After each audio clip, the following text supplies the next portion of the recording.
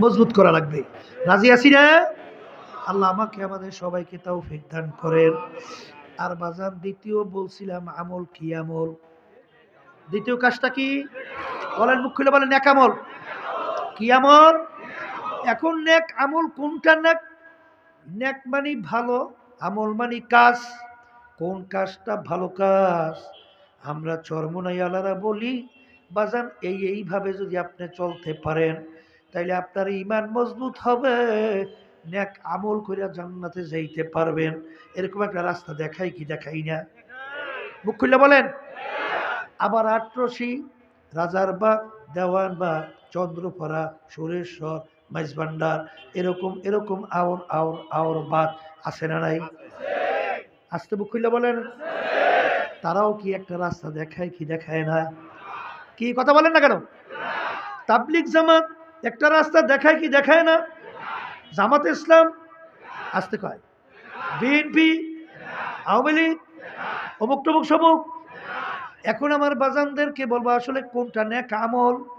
বাজানে এটা বোঝা লাগবে, বোঝার জন্যই মাহফিলের ব্যবস্থা। আল্লাহ রাব্বুল আলামিন প্রত্যেক নামাজের মধ্যে তোমাকে আমাকে শিক্ষা দেয়, ইহদিনাস সিরাতাল মুস্তাকিম। সবাই এটা পড়েন না? পড়েন তো? আমার মালিক বলেন, আমার মালিকের কাছে দোয়া করার জন্য মালিক শিক্ষা দিয়েছেন যে মালিক আপনি আমাকে সিরাতাল মুস্তাকিমে চালান। সিরাতাল মুস্তাকিম কোনটা? এটা আল্লাহ শিক্ষা দেয়, সিরাতাল্লাযীনা আন'আমতা আলাইহিম, যেই পথে চলার পরে আপনার পক্ষ থেকে যাদের উপরে আপনার নেয়ামত বর্ষিত হয়েছিল তাদের পথে আমাদেরকে চালান। কথা বুঝাইতে পারলাম? এখন কাদের উপরে আল্লাহর নেয়ামত বর্ষিত হয়েছিল?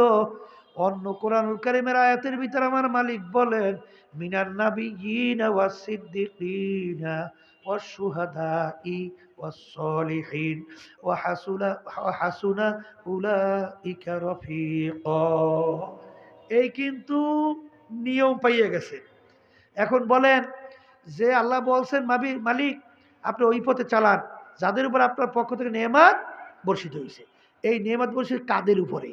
বলেন, নবীদের উপরে। মুখ খুলে বলেন। সিদ্দিকীনদের উপরে, শুহাদায়ে কেরামদের উপরে, এবং তাদের ধারাবাহিকতা কিয়ামত পর্যন্ত নেককার পরহেজগার আল্লাহ ওয়ালাদের উপরে। এখন কথা পরিষ্কার। বলেন নেক আমল, বলেন নবীদের আমল, বলেন সিদ্দিকীনদের আমল। আমল মানে কাজ। এই বলেন শুহাদায়ে কেরামদের আমল।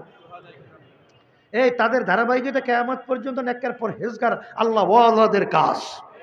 জোরে বলেন, কথা ঠিক না ঠিক? এখন আমার বাজানদের কি বলবো, পর্দা আলে মা বোনেরা শুনছেন, মালিক ভালো মন্দ বিবেচনা করার শক্তি আপনাকে আমাকে দান করছেন কি করেন নাই? কি জোরে কন, করছে কি করে নাই? এখন আপনার দেখা লাগবে চরমনাইয়ালারা কোনটা ভালো কাজ বলে, কোনটা খারাপ কাজ বলে, কোরআন এবং হাদিস সাহাবায়ে কেরামদের আমলের সঙ্গে মেলে কিনা। আসতে কয় সারসিনা, ফুরফুরা, জৈনপুর এবং তাবলিগ জামাত ইসলাম কি বলে, মেলে কিনা দেখা লাগবে। আসতে কয় আটরশি, রাজারবাগ, দেওয়ানবাগ, সুরেশ্বর, মাইজভান্ডার এরা কি বলে, সাহাবায়ে কেরামদের আমল কাজের সঙ্গে মেলে কিনা। আসতে কয়, জোরে বলে, কথা ঠিক না ঠিক? এই আল্লাহর বান্দারা, পর্দার আড়ালের মা বোনেরা, ভালো কইরা বুঝা কবরে যাওয়া লাগবে। কারণ কোন রাস্তায় কিভাবে চললে বেহেশতে যাওয়া যাবে। এই জন্যই আল্লাহর রাসূল দুনিয়াতে আল্লাহ পাঠাইছেন বুইসতু মুআল্লিমান। জোরে বলেন, কথা ঠিক না ঠিক? আল্লাহ রাসূল বলেন আমাকে আল্লাহ পাঠাইছেন ওস্তাদ হিসাবে। কি হিসাবে? আবার জোরে কর, ওস্তাদ হিসাবে। কথা ঠিক? আমার ভাইদেরকে বলবো, পর্দা আলে মা বোনদেরকে বলবো, কবরে কিন্তু কোনো দলাদলি নাই।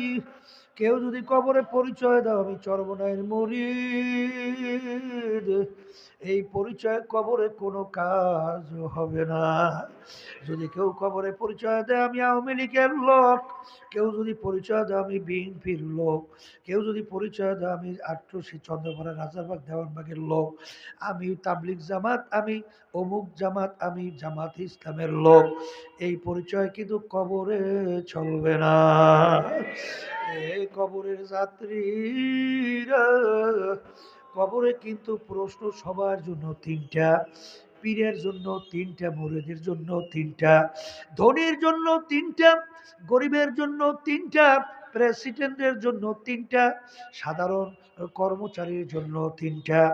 এক নম্বর প্রশ্ন মান রব্বুকা, দ্বিতীয় নম্বর প্রশ্ন আমার দীনুকা, তিন নম্বর প্রশ্ন আমার নাবিয়ুকা। এই তিন প্রশ্নের ভিতরে কোথাও কি পাইছেন তুমি চরমনাইয়ের কিনা? মুখ খুলে কথা বললেন, পাইছেন? তাই যদি না পান, যারা দলের পিছনে পড়ছেন, কথা ঠিক কিনা, সেই দলের পিছনে পড়ুন না। বাবাদেরকে আমি বলবো, পর্দা আলে মা বোনদেরকে বলবো, আমার উপরে কেউ রাগ কইরো না রে বাবা।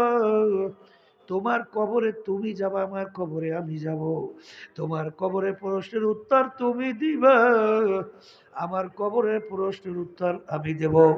বাজার কোরআনুল কারীমের ভিতরে আমার মালিক বলেন, ইয়াউমা নাদউ কুল্লা উনাসিন বিইমামিহিম, কিয়ামতের ময়দানে আমার মালিক প্রত্যেকটা মানুষকে তার দলের নেতা নেত্রীর সঙ্গে ডাকবে।